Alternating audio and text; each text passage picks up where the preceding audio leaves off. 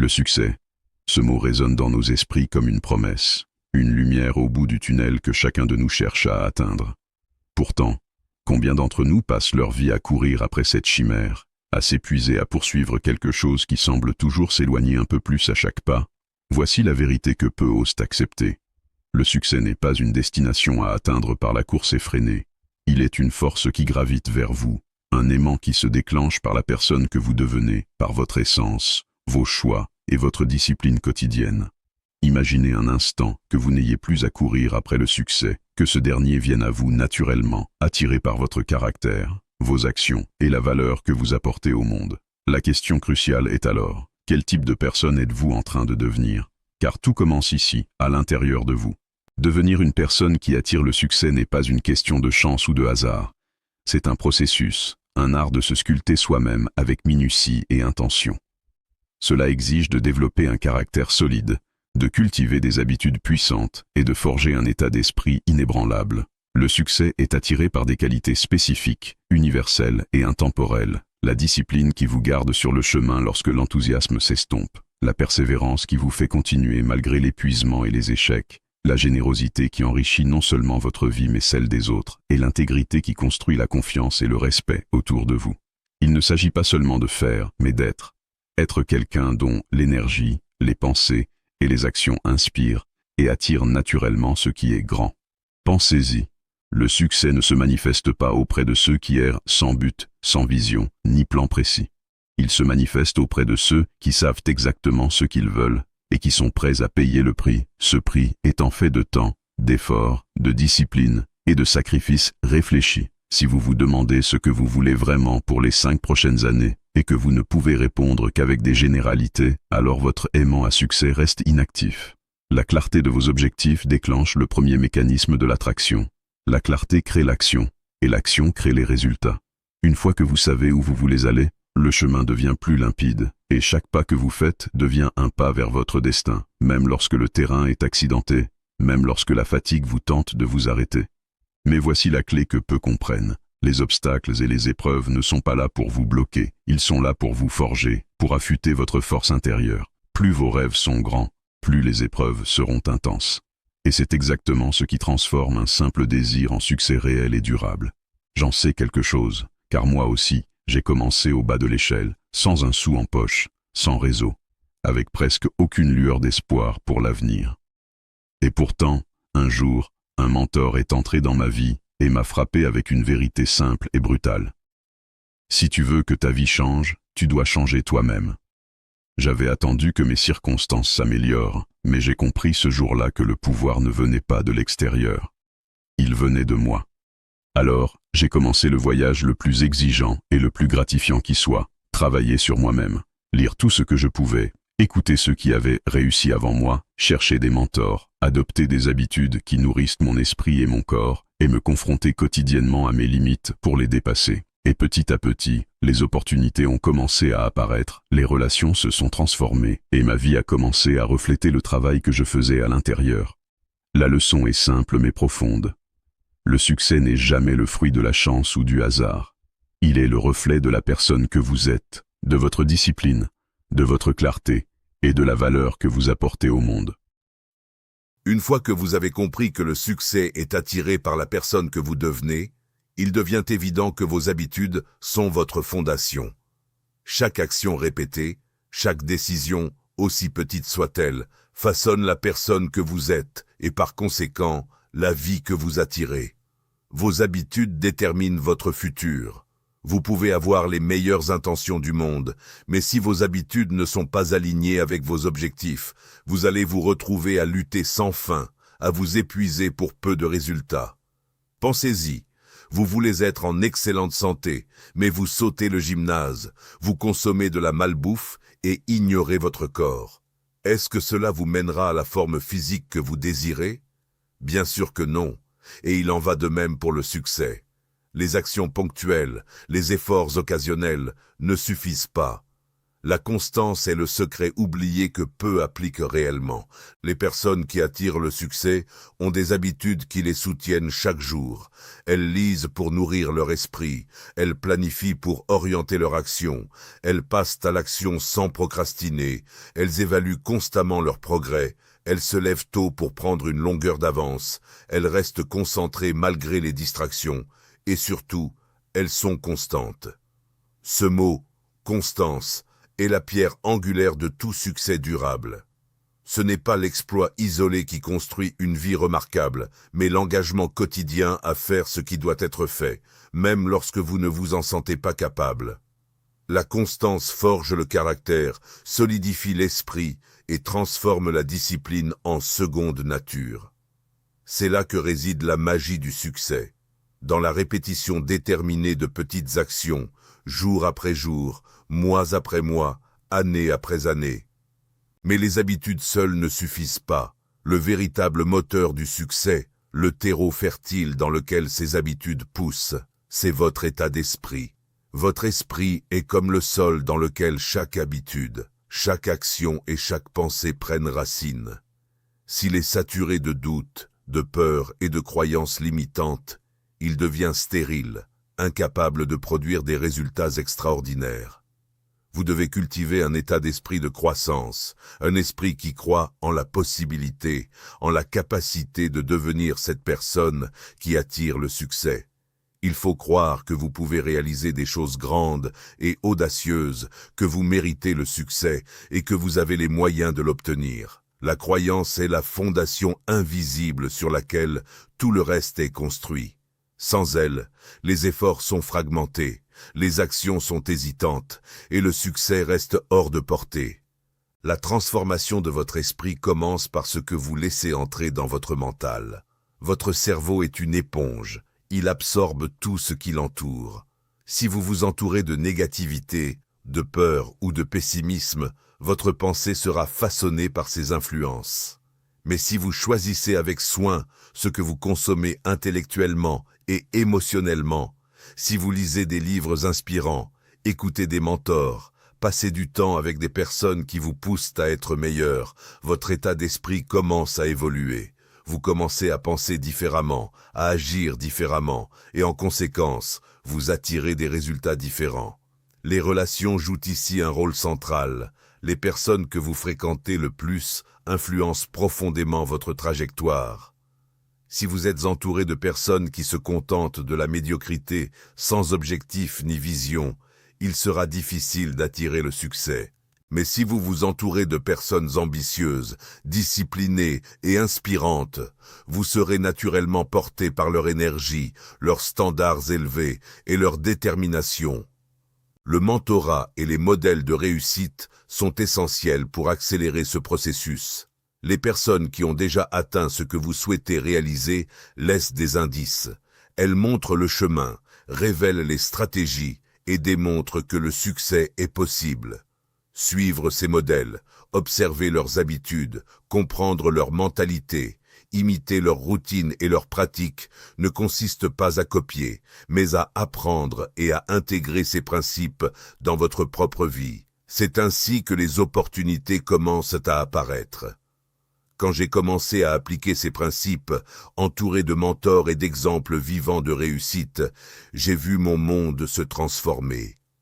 Les perspectives ont changé, les relations se sont élevées, et le succès est venu non pas parce que je le poursuivais, mais parce que je suis devenu la personne capable de le recevoir.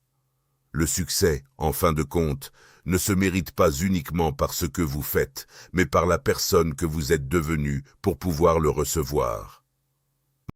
Maintenant, parlons de valeur, car le succès n'est jamais attiré par ceux qui se contentent d'exister ou de prendre sans jamais donner.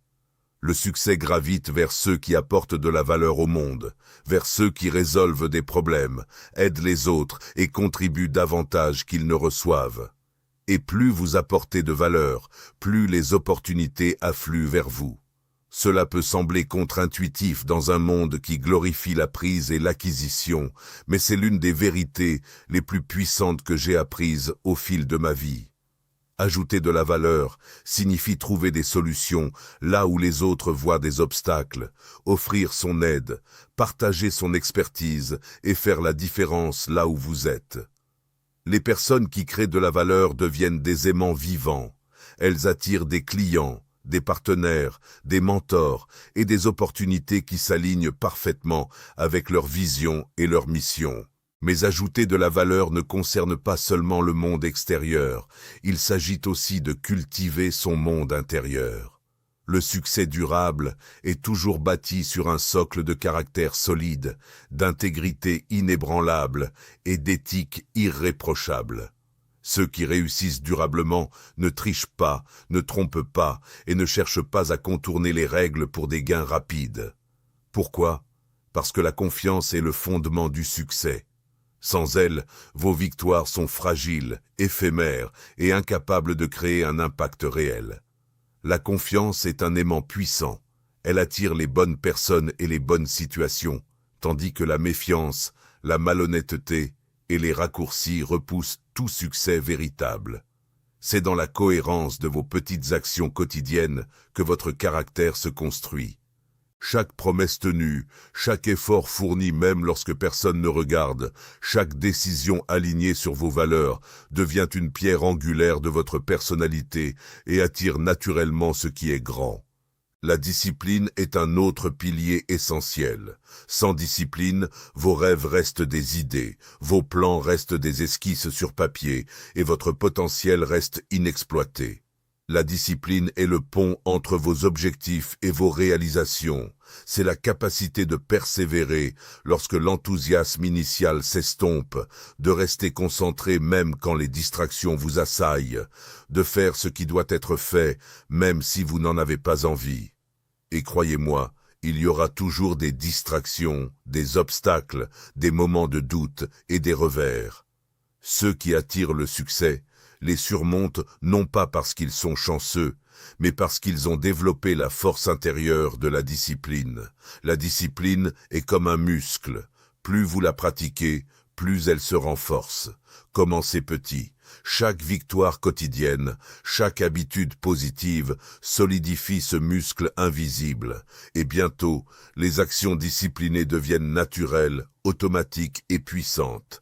La patience complète cette trinité. Le succès durable n'est jamais instantané. Il ne se manifeste pas du jour au lendemain, mais se construit progressivement, comme un arbre qui pousse lentement après que la graine a été plantée. Chaque effort, chaque habitude alignée, chaque action disciplinée nourrit cet arbre et le fait grandir. Trop de personnes abandonnent trop tôt, impatientes de voir des résultats rapides. Mais les personnes qui attirent le succès comprennent que la patience n'est pas inaction. La patience consiste à continuer à travailler, à persévérer, à apprendre et à s'améliorer, même lorsque les résultats semblent invisibles. Chaque pas, même minime, vous rapproche de votre objectif, et c'est dans cette constance combinée à la patience que la magie opère. Enfin, la persistance est ce qui distingue ceux qui réussissent vraiment de ceux qui abandonnent. La vie va tester votre détermination, elle va vous pousser à vos limites, vous confronter à l'échec et vous mettre face à vos peurs les plus profondes. Mais la persistance, cette capacité à continuer quoi qu'il arrive, à se relever après chaque chute et à avancer malgré les revers, est la qualité que l'on retrouve chez toutes les personnes qui attirent le succès. La persistance n'est pas un simple effort aveugle, elle est guidée par une vision, un objectif clair et une stratégie réfléchie. C'est la combinaison de la patience, de la discipline et de la persistance qui transforme des rêves lointains en réalité tangible et qui fait de vous cette personne que le succès ne peut ignorer. Il arrive un moment dans la vie où l'on comprend que le bruit extérieur n'est rien comparé au tumulte intérieur. Le monde peut se taire, les rues peuvent se vider, les voix s'éteindre, et pourtant l'esprit continue de parler, encore et encore, comme un narrateur fatigué qui refuse de quitter la scène. Les pensées se succèdent sans relâche, regrets du passé, peur de l'avenir, jugement sur soi, attentes irréalistes, scénarios imaginaires. C'est dans cet espace saturé que beaucoup s'épuisent sans comprendre pourquoi. La méditation n'apparaît alors pas comme une mode ou une pratique spirituelle abstraite, mais comme une nécessité vitale, presque instinctive, celle de retrouver un refuge intérieur, non pas un refuge pour fuir la réalité, mais un lieu de clarté pour l'affronter sans se perdre. Méditer, ce n'est pas chercher à devenir quelqu'un d'autre, c'est au contraire accepter de rencontrer enfin qui l'on est vraiment, sans masque, sans distraction, sans fuite. Au début, ce face-à-face est inconfortable. Le silence fait peur parce qu'il révèle. Lorsque l'on s'assoit, immobile, sans écran, sans bruit, sans rôle à jouer, l'esprit se rebelle. Il crie, il s'agite, il résiste. Beaucoup abandonnent à ce moment précis, croyant qu'ils n'y arrivent pas. Mais en réalité, ce chaos n'est pas un échec, c'est le début. C'est la preuve que l'on voit enfin ce qui était toujours là. La méditation ne crée pas le désordre, elle le révèle. Et dans cette révélation commence une transformation subtile mais profonde. Peu à peu, en observant la respiration, en revenant sans cesse au souffle, quelque chose change. Les pensées ne disparaissent pas immédiatement, mais elles perdent leur autorité. Elles deviennent des phénomènes passagers, non plus des ordres absolus. L'esprit cesse d'être un tyran et devient un paysage que l'on contemple. Avec le temps, un espace se crée entre la pensée et l'identité. On ne se définit plus par ce que l'on pense ou ressent à un instant donné. Une colère apparaît, elle est vue, reconnue, puis elle s'éteint. Une tristesse surgit, elle est accueillie sans rejet, sans dramatisation. Cette capacité à observer sans s'identifier est l'un des plus grands cadeaux de la méditation. Elle nous rend libres intérieurement, même lorsque les circonstances extérieures restent difficiles, car la paix véritable ne dépend pas de l'absence de problèmes, mais de la manière dont on les habite. La méditation nous apprend que nous pouvons être au cœur de la tempête, sans être détruits par elle. Progressivement, cette pratique transforme la relation que l'on entretient avec soi-même. Là où il y avait dureté, jugement et impatience, naît une douceur nouvelle, une bienveillance silencieuse. On cesse de se battre contre ce que l'on est pour commencer à comprendre pourquoi l'on est ainsi. Et cette compréhension apaise. Elle ne justifie pas tout, mais elle humanise. La méditation devient alors un acte de compassion envers soi. Un moment où l'on se donne enfin la permission d'être imparfait, vulnérable, en chemin.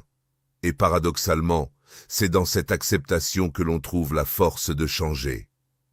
À mesure que l'esprit se calme, la perception du monde change, elle aussi. Les choses simples reprennent de la valeur, une respiration profonde, la lumière du matin, le rythme des pas, le silence entre deux sons. On découvre que la paix n'est pas un état extraordinaire réservé à quelques élus, mais une présence discrète, toujours accessible, dès lors que l'on cesse de la chercher ailleurs. La méditation nous ramène à l'instant présent, non pas comme un concept, mais comme une expérience vivante. Et dans cet instant, il n'y a rien à prouver, rien à fuir, rien à corriger. Il y a seulement la vie, telle qu'elle est. Cette paix intérieure n'est pas une fin en soi, elle devient une base, une fondation solide à partir de laquelle on agit différemment. Les réactions impulsives diminuent, les paroles deviennent plus mesurées, les décisions plus conscientes. On ne vit plus en permanence en mode survie, on répond au lieu de réagir. Et cette différence change tout. Les relations s'assainissent, les conflits perdent de leur pouvoir. Même la douleur, lorsqu'elle survient, est vécue avec plus d'espace, moins de résistance. La méditation ne supprime pas la souffrance, mais elle empêche qu'elle se transforme en prison. Enfin, au cœur de cette pratique, une vérité se révèle doucement. Le contrôle est une illusion. Plus on observe l'esprit, plus on comprend que tout passe. Les pensées passent, les émotions passent, les situations passent. S'accrocher, c'est souffrir inutilement. Laisser passer, c'est retrouver la fluidité naturelle de l'existence. La méditation prépare ainsi le terrain du lâcher-prise, non pas un abandon passif, mais une confiance lucide, celle de faire ce qui dépend de nous, puis de laisser la vie suivre son cours. Dans ce silence cultivé jour après jour, on ne devient pas indifférent au monde, on devient disponible, présent, aligné. Et c'est depuis cet espace intérieur pacifié que l'on peut avancer, non plus guidé par la peur, mais par une clarté profonde, stable, presque inébranlable. Au fur et à mesure que vous progressez sur le chemin du succès, il devient évident que votre environnement et vos relations jouent un rôle déterminant dans votre évolution. Les personnes avec qui vous passez le plus de temps deviennent le miroir de votre avenir. Si vous vous entourez de personnes négatives, limitées dans leur vision ou complaisantes, vous risquez de voir votre potentiel freiné. Mais si vous choisissez délibérément de vous rapprocher de personnes ambitieuses, inspirantes et disciplinées, vous vous trouverez naturellement élevé à leur niveau. Il y a un proverbe ancien qui dit « Montre-moi tes amis et je te montrerai ton avenir ». Il n'y a pas de hasard dans cette affirmation.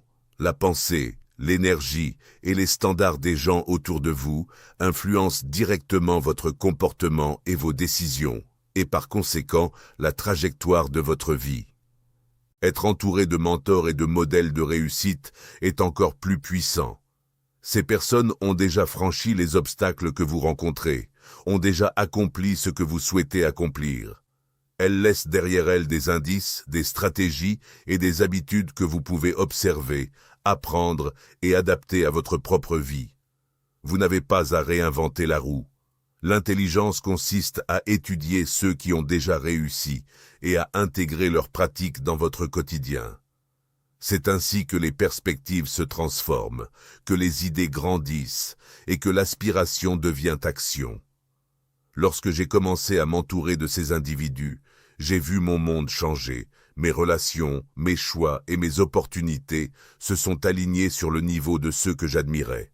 Le succès n'était plus une course à poursuivre, il devenait une conséquence naturelle de qui j'étais devenu. Mais il ne suffit pas de s'entourer de bonnes influences. Il faut aussi prendre conscience que certaines relations peuvent freiner votre progression. Certains amis, collègues ou connaissances peuvent inconsciemment maintenir votre niveau d'ambition en dessous de ce que vous pourriez atteindre. Apprendre à laisser aller ces relations, non pas par rancune, mais par nécessité stratégique, fait partie intégrante de votre transformation. Chaque relation est soit un levier qui vous propulse vers vos objectifs, soit un poids qui vous retient. Il n'existe pas de terrain neutre. Si vous souhaitez attirer le succès, vous devez être prêt à vous entourer uniquement de ceux qui vous élèvent, vous inspirent et vous défient à devenir